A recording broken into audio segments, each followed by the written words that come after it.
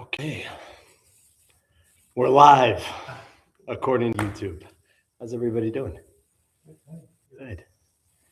Happy Monday. I'm Michael Gordan, subbing in for the person who usually does it tonight. I am a student of Zen, much like many of you. I've been practicing for a pretty long time. I first started sitting Zen in college, which was a little while ago, and I continue to practice now.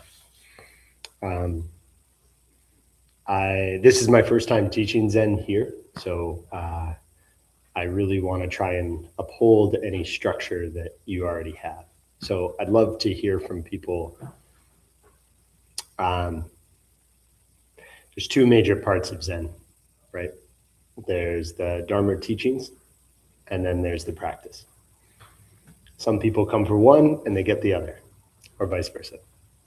And I can give you both, but I really want you all to decide how this class goes. So yeah, if you are really here and you're like, this is my quiet time, I'm here to practice, I want some just quiet space to be able to do that, I want you to hold up a 1.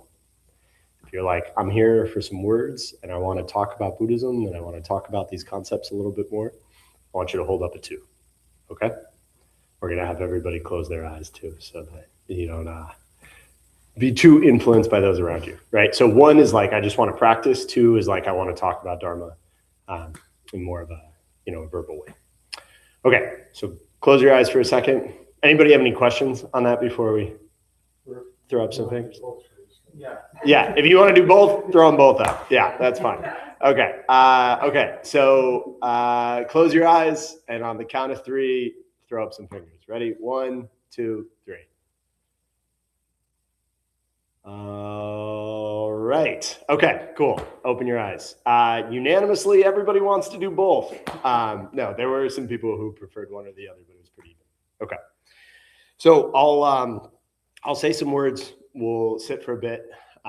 We'll open it up for some talking, and then we'll do some more.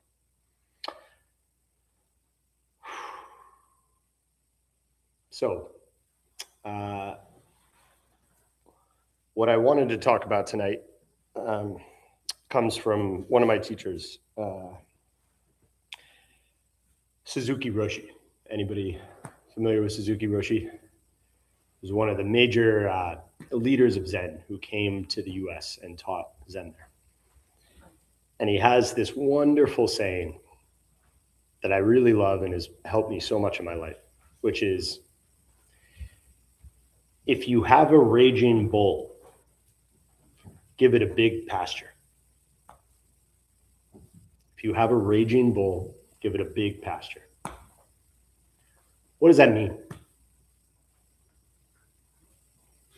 Anybody? Thoughts? Ideas?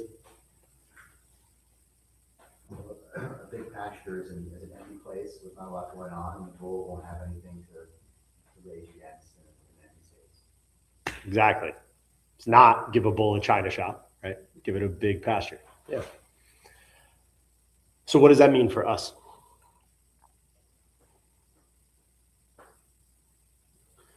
I think it has to do with like managing our own emotions, and then also how we interact with other people too. Because anger is something that happens. So yeah. How do you deal with that in different space? Nice. You want to come up here? Yeah, I think that's very well said. And it's not just anger, right? Sadness, joy, for that matter, depression, loneliness, right? All these things that come up, and when we're in them, they feel so overwhelming. They can feel, right? It feels like it takes over our whole life. Another one of my teachers says, don't judge the vastness of the sky by looking through a straw, right? But when we're in anger, that straw is tiny. It's like one of those little coffee stirrer straws, right? Where you can like barely even see the end of it. It's just a black hole of your anger. So what do? We give it a big pasture. We open things up. So tonight when we sit, I really want us to focus on this idea of present moment facing forward. right?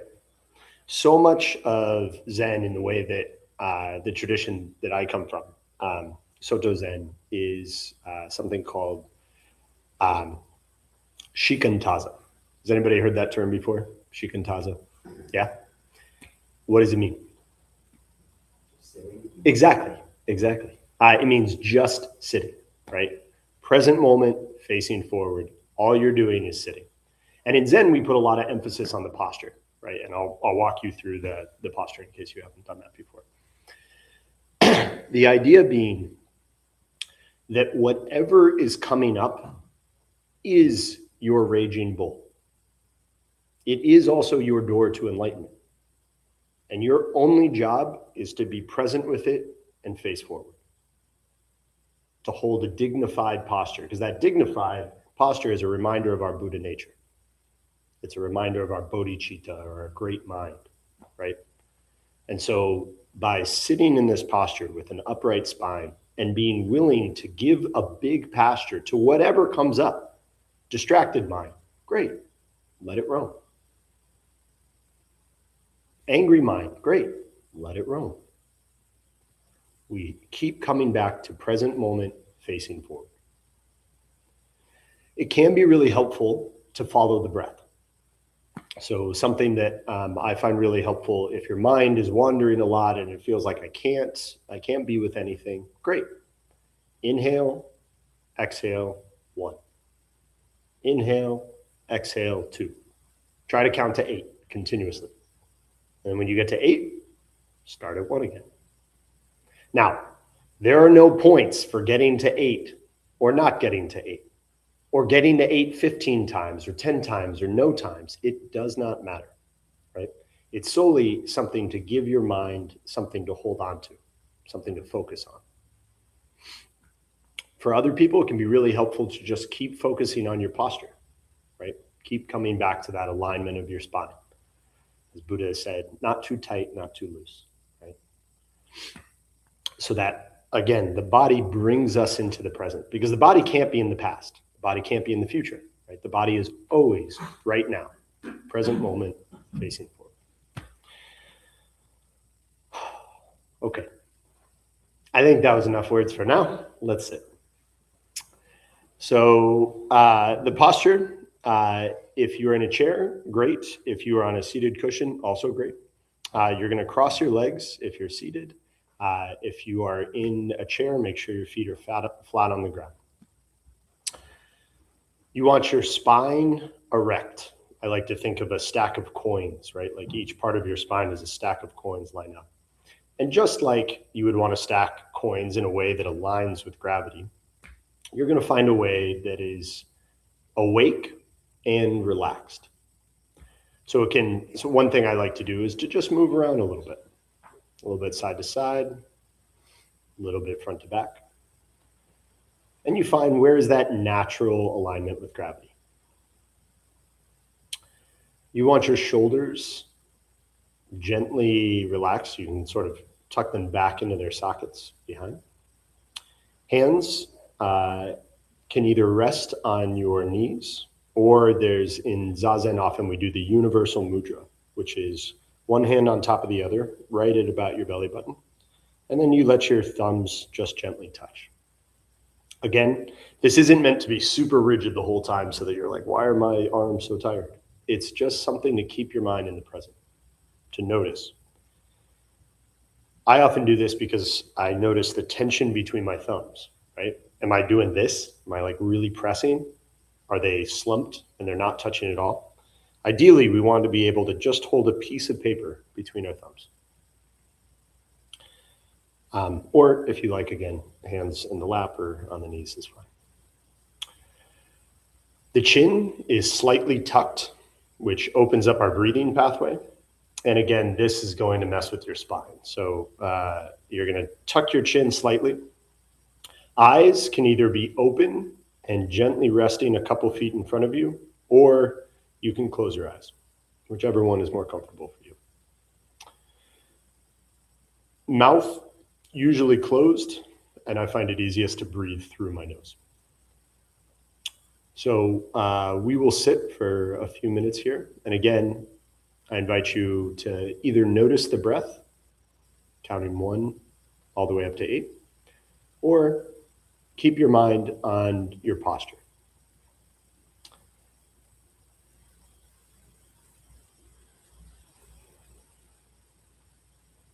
Finding that natural alignment with gravity.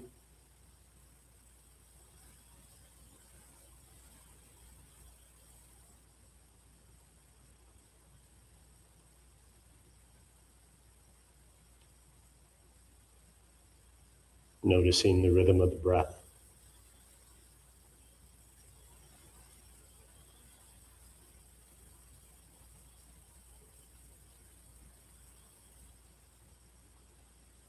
Whatever comes up, we give it a big pasture to roam. Present moment,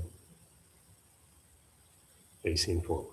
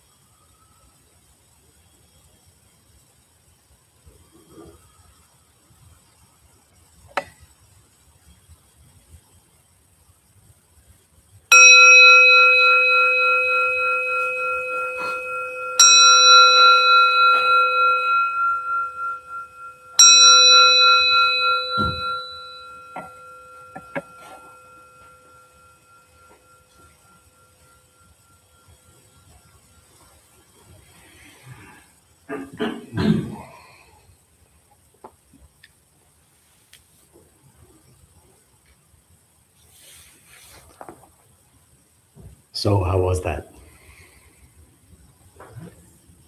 Present moment, facing forward. Feel free to untangle your legs if you need to stretch a little bit.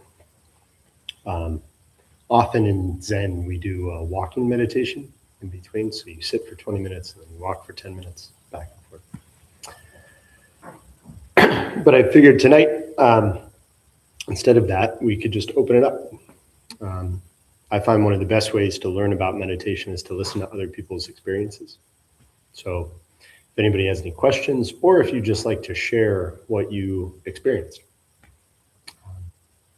And I encourage you to try and keep the same posture in your sitting as you do in your listening. Present moment, facing forward, attending to whatever is right there. So, how was that for you?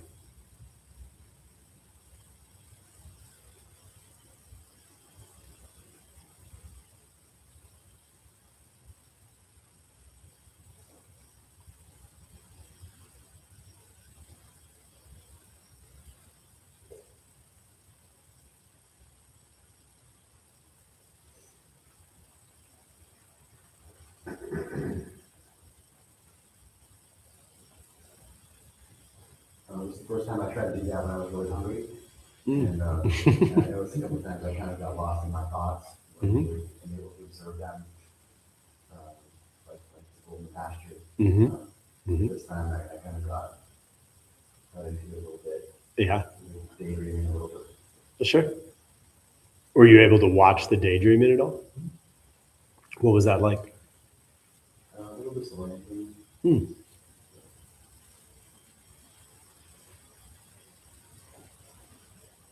Sure. Yeah. Just for a second, then I came back to what I was doing. That's what it's all about.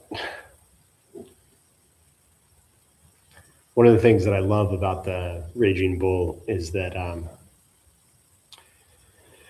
you are not responsible for the bull showing up or not. You don't get to choose whether the bull shows up or if your daydreams of fish tacos or whatever it is that you were thinking about eating, right? Whether those show up or not. We have very little control over what shows up in our mind. We do get to choose how we respond to it. In Zen Mind, Beginner's Mind, Suzuki Roshi says he's talking about watching other people, but it also works for thoughts. And he says there's 3 ways you could go about it. The worst way is to pretend that it doesn't exist. To notice the thought of whatever, I'm going to just push that aside. The second worst thing to do is to try and control it. To try and manipulate or, okay, I'm having this mind wandering, but I can move it around and then all of a sudden, okay, now I'm back on the breath, right? The best thing that we can do is just to watch it. Because eventually I'm sure that as you were doing, those thoughts just tire themselves out, right? You notice the difference between watching and participating in. It's very different when you're like feeding that fire and then, the daydreaming keeps going. But if you can just watch it, the bull will run its course and eventually become Ferdinand and sit under the tree and smell the flowers.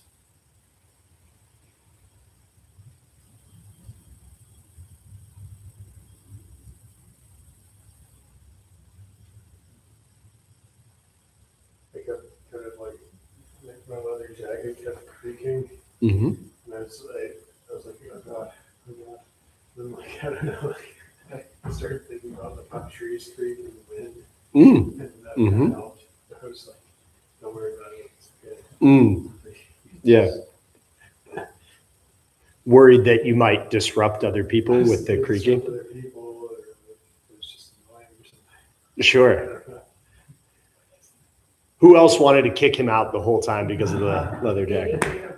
Yeah. It was like, is it raining? It was kind of calming because you know how rain, even seasons is calming, and it's like, it started raining early. Yeah, exactly.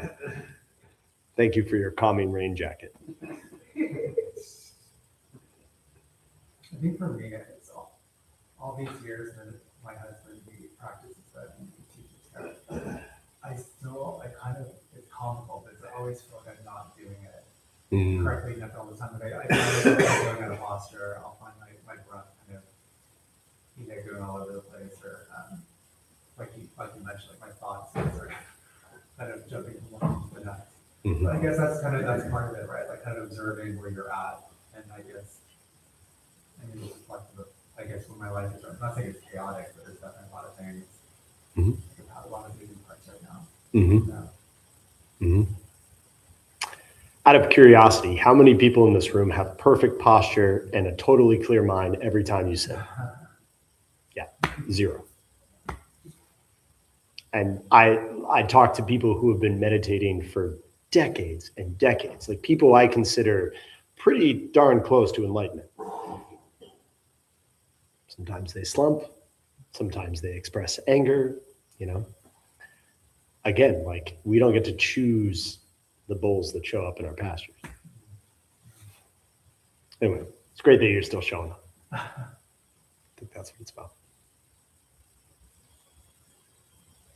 And how wonderful that you have Dharma in your relationship. I think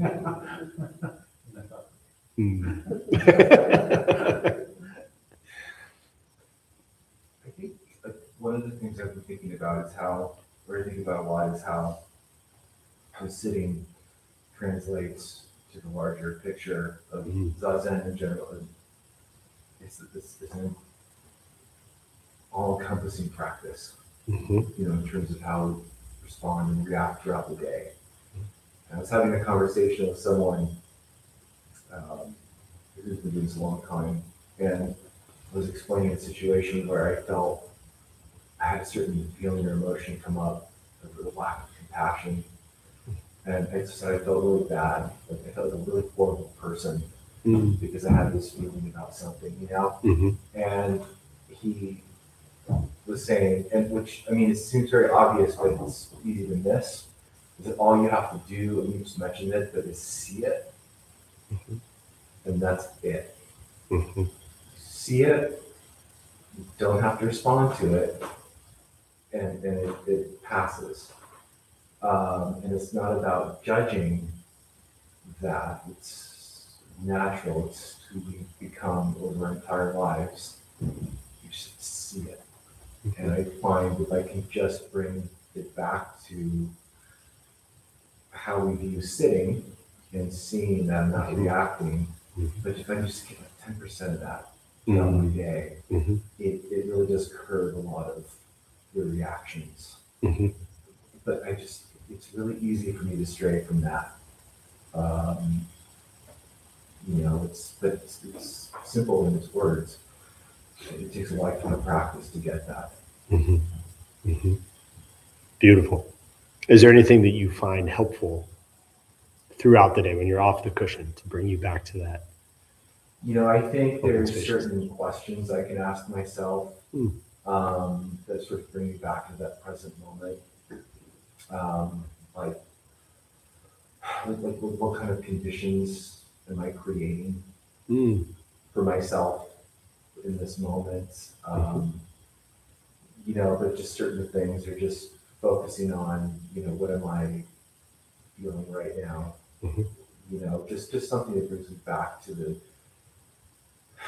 essence of what I'm experiencing and just sitting with it. And I think that's the point of meditation too, is like you just sit and certain feelings of anxiety, they will go away eventually. You just have to sit long enough for them to get comfortable with them. Yeah, I think the really courageous part in meditation is when you can be with anxiety and say, you don't need to change. Yeah. You could be here for the rest of eternity. Fine. I'm here with you. And that, I think, is the most courageous thing that we can learn from meditation.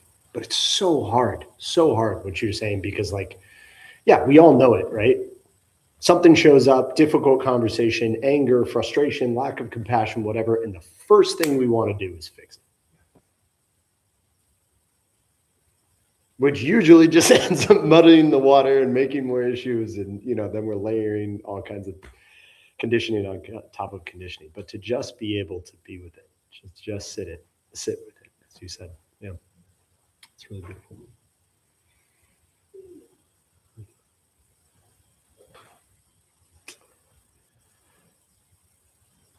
Anybody else? I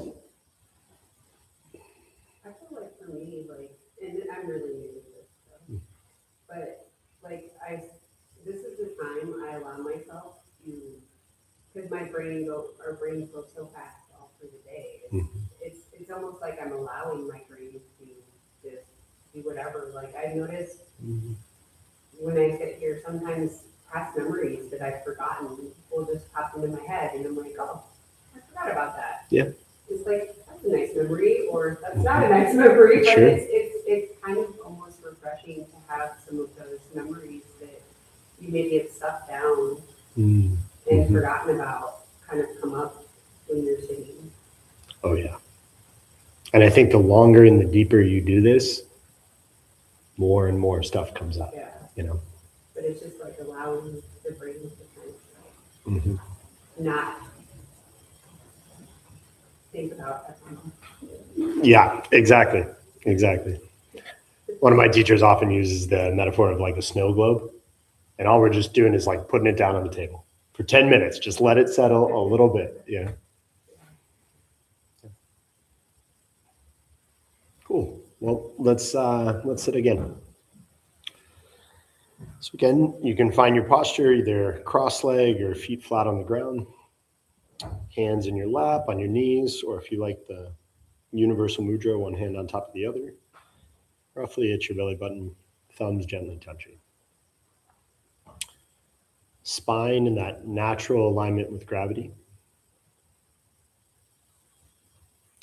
Shoulders back, relaxed. Chin gently tucked in. Eyes either closed or resting your gaze a few feet in front of you.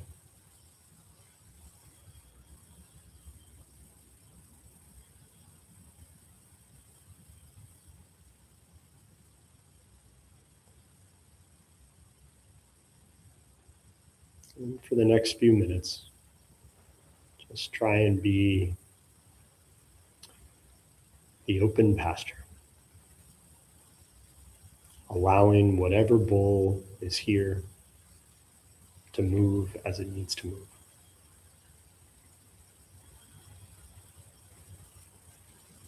Your only job is to notice.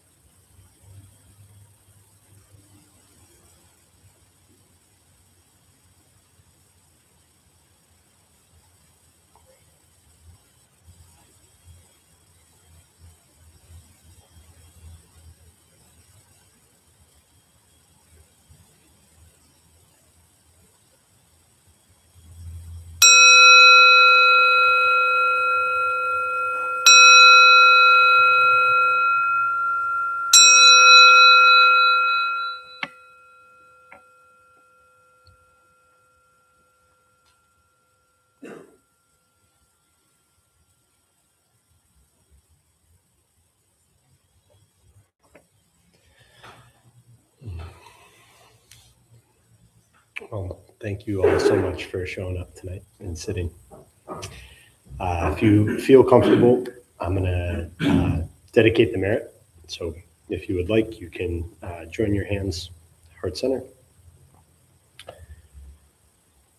May the practice we did tonight benefit all sentient beings. May they all find real peace and real happiness. May they be free from suffering and the cause of suffering. May they never be separated from the awareness that is completely devoid of suffering. May they rest in boundless equanimity. Dedicate our body, speech, and mind to the benefit of all sentient beings. Thank you. And I think we have some announcements.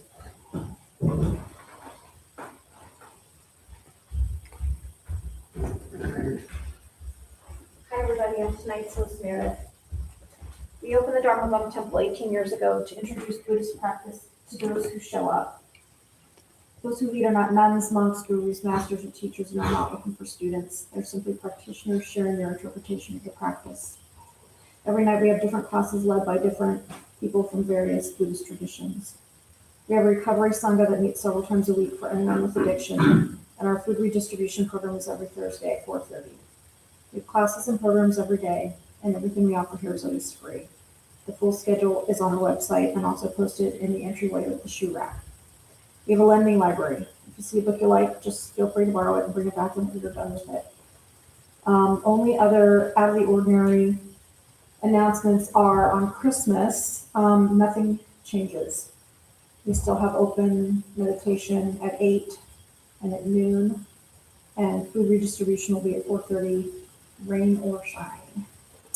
If you could please straighten your seat or cushion before you head out, that would be great. I already shut the windows. Thank you for being here. We wish you well. Happy holidays. Thanks, everybody. Happy holidays.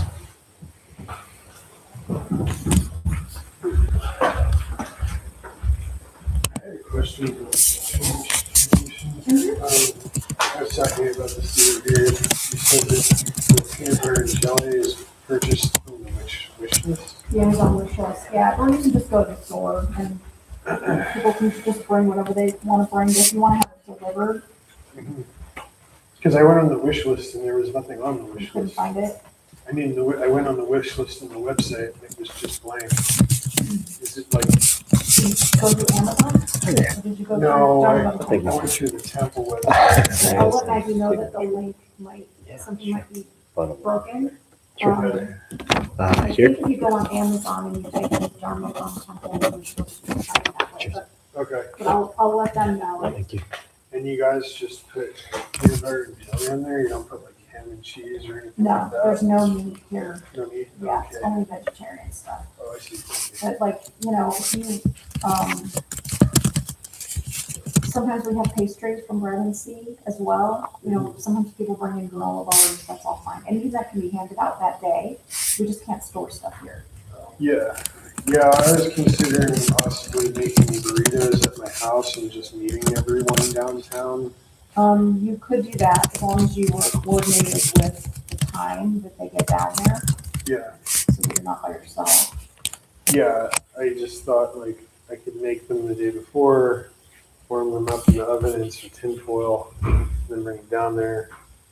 But I was wondering like if that's something that I could put on the wish list, or something like that, or like raise money for that somehow. No, mostly because the practice for the temple, as far as the temple goes,